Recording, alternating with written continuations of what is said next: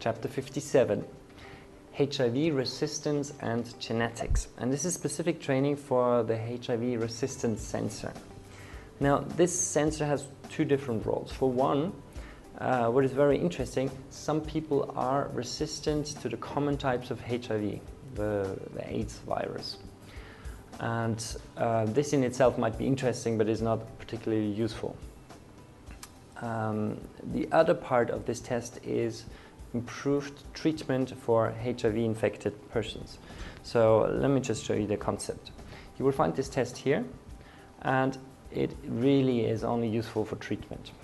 So it might be interesting for some people that want to know, am I resistant or not? But then again, it doesn't have any practical use, and it is more important for people that already suffer from HIV and want to improve their treatment.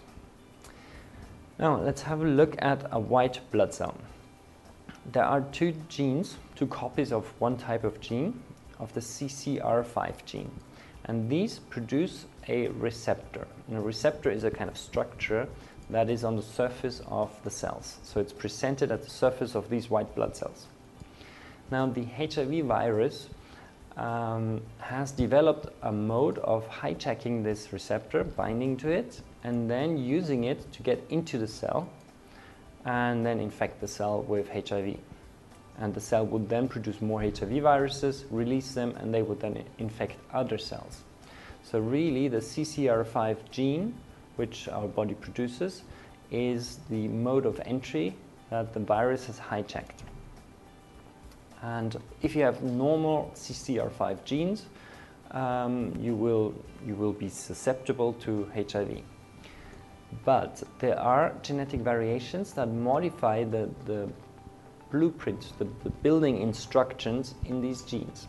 And if a person had two of these genetic variations, they would build a receptor. However, it would be built incorrectly. So it wouldn't work as it's supposed to. It would be different. And what is interesting is that HIV cannot bind to this receptor, cannot use it to get into the cells. So what happens is this cell or this person is HIV resistant. They can have exposure to the virus, but they are not infected by the virus. So you can have two normal genes, then you have a normal risk of HIV, and you can have two resistant genes, and then you're resistant to HIV. And please, this is very important if you counsel a person. This does not mean you don't need to practice safe sex, because there are many other diseases, and these are just equally as deadly, hepatitis and so on. So it's not meant to be interpreted as, great, I don't have to be careful. What this test is useful for is if a person has one genetic variation and one normal gene. They will build the defective receptor, which the virus cannot bind to, but they will also produce the normal receptor, but less of it, and the virus will be able to enter the cells. However, the risk of infection is lower and the progression of the disease is slower. So this really is a more important question for a person that has already contracted HIV. Do I have the normal speed of progression, or maybe do I have a slowed rate of infection? And this is what you can have. You can have the normal risk, you can have the HIV resistance, or a lower risk and slower progression. And that's the three different outcomes. And there's a very interesting story concerning HIV, and I want to explain that. That's a real story. There is Tim. He is German, and he has white blood cells like every one of us, and he was infected with HIV. So the white blood cells were infected, and they were producing more HIV viruses and releasing them, and they were then infecting more cells. So what we know from what I've told you is that he produces the CCR5 receptor because he has normal CCR5 genes. So, as if that was not enough, he was also unlucky enough to produce leukemia or develop leukemia. Leukemia is a cancer of white blood cells. So white blood cells begin to continuously reproduce and divide uncontrollably. And this in itself is cancer and a deadly disease, just like HIV.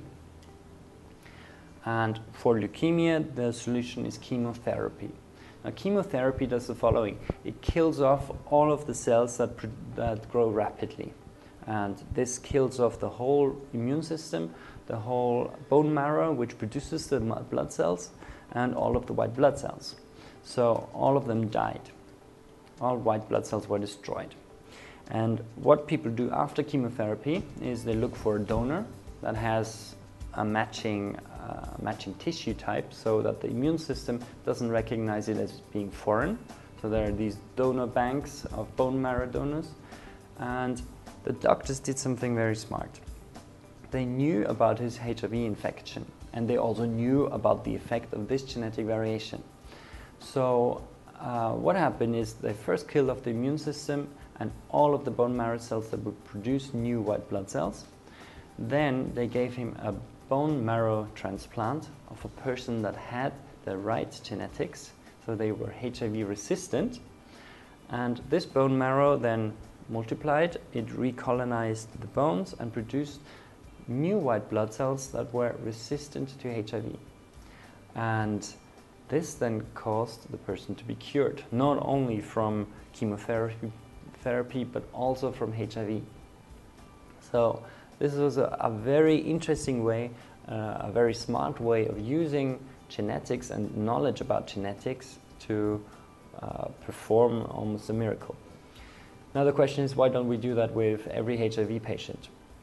Because around 10% of chemotherapy patients die because of it. So actually doing the chemotherapy is more dangerous than living with HIV with proper treatment.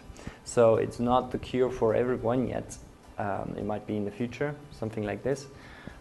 But this is how this one person was cured. Now if we look at the treatment for HIV, it has gone a long way. If we compare a healthy person, they have a mean lifespan of around 80 years. If you take a HIV-infected person that contracts the virus at age 20, what you would see is 10 years of latency. So no symptoms arise. He might have some cold symptoms, feeling like he contracted a cold at the beginning, but then it's usually 10 years of no symptoms. And this is also when he can infect other people. And then the first symptoms arrive, then the acquired immune deficiency happens, AIDS develops, the immune system breaks down, and then bacteria can infect the body, and all sorts of viruses are unchecked and so on. And this then leads to premature death at the mean age of 33 years. So infected at the age of 20, you have another 13 years to live if you don't have treatment. Now treatment, as I said, is very effective if it's done correctly. So you live for 20 years, you get the infection, and with correct treatment, antivirals and antibiotics, if ever there is an infection, you can live around 52 more years in latency, and you might still develop it in the end and have a slightly shorter lifespan, but it's almost as long as a healthy person. So treatment really is very, very important for HIV-infected people because it can give them an almost normal lifespan. Now, of course, treatment needs to be effective. So effective treatment, compliance with the treatment is very crucial. And there's the concept of pharmacogenetics. If you don't know what that word means, please do watch the pharmacogenetics training. There's training about how drugs work and how they are metabolized by the body.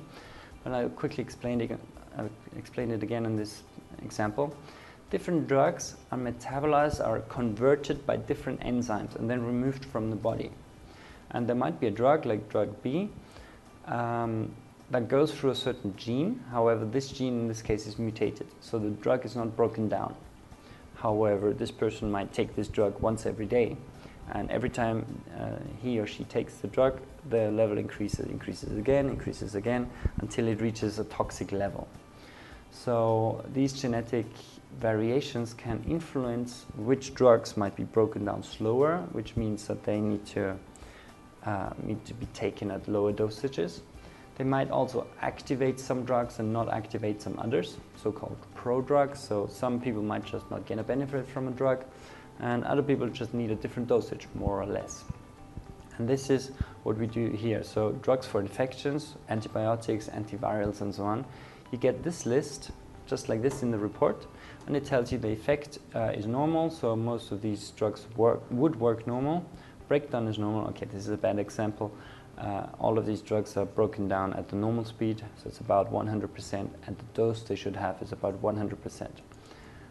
But it could also be that it says 0% and the recommended daily dose is also 0%, and an alternative is recommended. So then you should really use a different drug if the drug is not cleared from the body at all.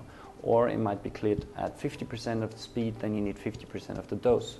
That way you make sure that you get the right levels in the blood, you get the perfect treatment, and you avoid drugs that would cause side effects or not work at all.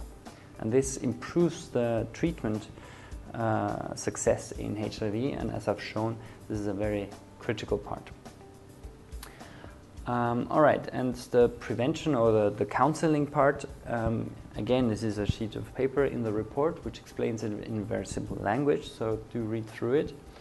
What you need to make sure when you counsel a person is don't tell them this is carte blanche for unprotected sex. There are many other diseases that might be infecting a person with unprotected sex. So if the person is HIV resistant, this does not mean that they can be uncareful. If you're heterozygote, meaning one of the genes has the variation, the other one does not, it's a lower risk and slower progression of the disease. So also it's no carte blanche for unprotected sex. It's just less likely to happen, and it's going to be slower. And if you're normal, you have the normal risk of being infected with HIV. And then the treatment, that's the more important part, is find out which drugs are broken down in which speed, choose the right drugs and choose the right dosages to make sure that the person gets the right benefit from the HIV drugs and gets the best possible treatment. And that's the end of chapter 57, HIV resistance and genetics, a specific training for the HIV resistance sensor.